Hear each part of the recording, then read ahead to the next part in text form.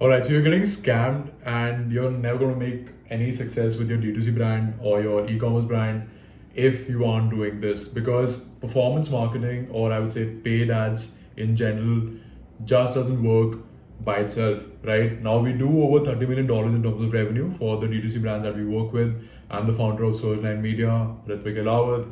And the reason why your ads aren't performing, or the reason why you're almost getting scammed by your agency, by your freelancer, by your team, or you yourself might be scamming yourself, you don't even know about that, is because you don't have a good creative strategy and you aren't testing enough creatives.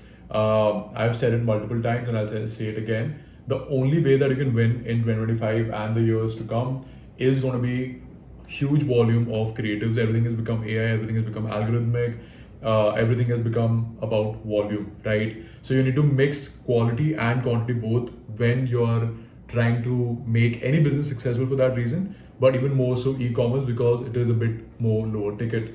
Now, as you can see here, there is an update from Meta called Andromeda, which basically says that it can do predictive targeting based on the analysis of the ad that you've pumped in, right? What this means is, like, if I just put it down in very simple terms, that unless and until you're giving it a lot of volume, and the volume also being very targeted. So let's say if you're doing a skincare brand, ensuring that the creative looks like a skincare brand, right? Or it, let's say, it targets a certain demographic. Let's say if I'm doing a skincare brand for men, or if I'm doing a skincare brand for older women, like women above 50, it should speak that, it should show that, right? And Meta will automatically be able to segment the audiences and target it to the right kind of people. Now, there are different ad creatives that you might need by different funnel stages. I'm not going to go into the exact ways of how you can probably explode the amount of creatives you test. I'm going to do that in a separate video, so don't forget to subscribe. But I want to talk about the kind of creatives that you need to make, which work very well, which have been working extremely well for us and our clients. Like, for example, this is a brand that is doing over $5 million a year, right? And what are some of the tools that you can implement to help you in this process, right? At the same time, save money, which then you can put into ads again. Now, though, let's first talk about the tools. So there are multiple tools today that you can implement for the creation of creatives. First is a tool called Arkids. This is a look into Arkids. So what you can see here is that these creators that you see right here are actually AI creators, right? So Arkids is one if you're doing ads in the USA. If you're doing ads in, let's say, India or these sort of Asian countries, you can use a tool like Simora. I know the founder, they're doing some fantastic work, and all of these are AI creators, right? So it makes it very easy for you to just put in a script, right? Probably you just speak out the script, and the way you want it to come out, it will come out with this AI creator, right? Which just saves so much amount of money and saves you so much of time and just increases the limit, the I would say the way that you test creatives, right? So Arkids, Simora, let's say if you want to create your own clone, you can use a tool like HeyGen, mix it up with 11 Labs to have a very accurate voice coming out for the creator. For image generation, because images do still get, in our case also what we have seen, that images and carousels give us a very, very low cost per result, or a cost per lead, or a cost per purchase. You can use Canva, Claude, ChatGPT, and trust me when I say this, the branding doesn't matter. Some people are very nitpicky about the branding, fonts, color schemes. It doesn't matter, right? Even an ugly ad can work very, very well. Now, when you see ChatGPT and when you use the image generation feature there, you can actually test out so many creatives so rapidly. Now, I've just given it a very simplistic prompt, right? And it's given me a fairly accurate image, and this guy looks pretty real to me, if I'm being very honest. If I saw this in an ad, I would think this is a model, this is like a true person, right? And the way that you can explode this process is actually putting in a reference image. So let's see if I can find an image as a reference image here. Basically, let's say if I want to make an ad like this, so I can make an ad like this for a skincare brand, right? And it will actually generate whatever reference I give it, and I can change the copies without actually going to Canva or whatever. Another crazy thing that I've noticed recently is that Claude actually has come out with something called an MCP. No need to get into the nitty-gritties, but basically you can actually connect your Canva directly into Claude. I don't know if you understand how big this is, because what this means is that the basic edits of a post can be given to you in a Canva template, which Claude actually makes and generates for you. So long gone are the days where you need an editor, a full-time editor, a creator like to just make you these static ads. You can actually just do it by yourself, right? So yeah, I mean, you can connect your Canva to it and it'll generate some good amount of images for you. There are other image generators also, but they're basically just using ChatGPT for the image generation. They don't have their own LLMs. The third thing that I want to talk about is a very, very important topic, which is going to be the repurposing of creatives. Now, the biggest thing that is a problem, right, with a lot of D2C brands, that they don't test enough volume. And they're too stuck up about how the volume needs to be done, right? Now, what I can tell you right now is that you don't actually need, right? You don't actually need proper editing to get these creators done. So let me just see if I can figure this out. I need to just log in from another account. Let me just pick any random account. Let's see if I can log in. But point being that you don't need to have a very, very good edit as a repurposed video.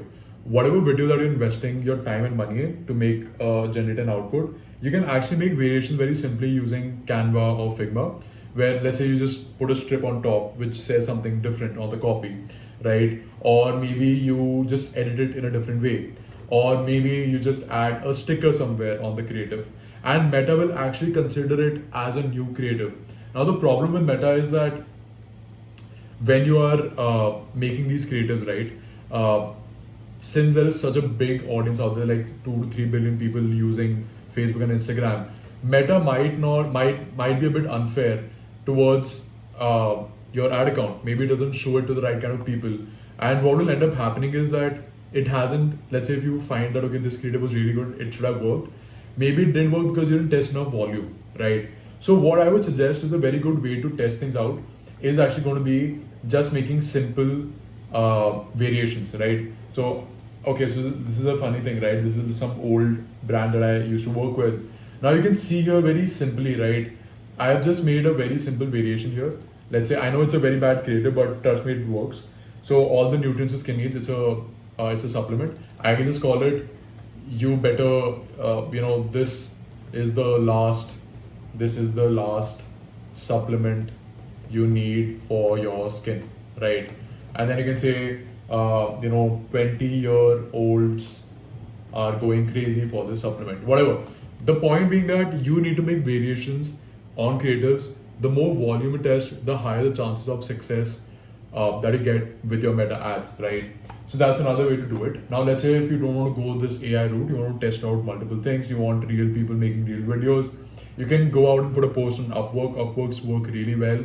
We have had some amazing videos being generated by simply putting up a post on Upwork, and all kinds. If you are to do a baby care brand, you want somebody who's a mother who can make content with the children, you'll find that. If you want somebody who's an old person who's making videos, let's say 50s, a woman in her 50s, you'll find that.